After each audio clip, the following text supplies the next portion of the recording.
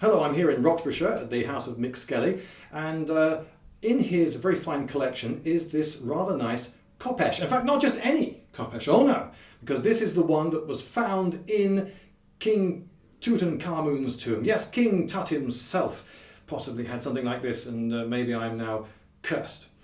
We've just weighed it. It's about £1.5 pounds.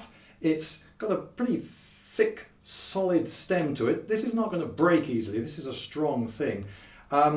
This one hasn't been finished yet. It hasn't got its handle on it.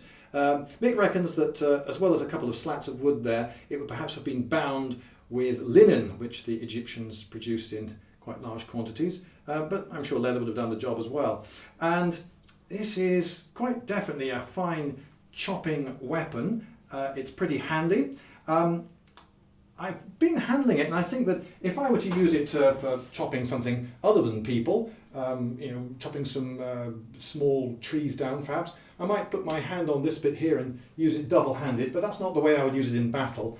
And in camp, holding it there rather than at the end, it makes quite a nice chopping thing. I could chop the carrots and the cucumbers, and then possibly use it like that on the herbs.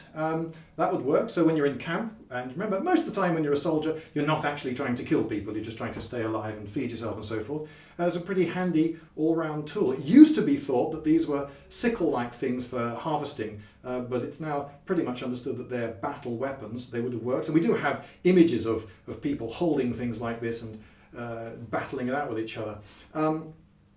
The top on this one is quite pointed, and you could definitely stab with it, though there are Canaanite examples that are rounded there, suggesting that chopping was the main attack.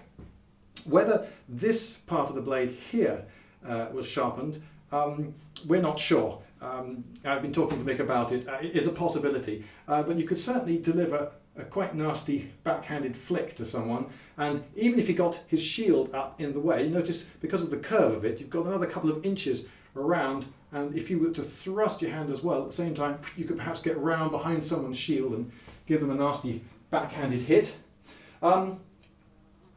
This was used from between the dates here that you can see at the bottom of the screen, which I'll look up later.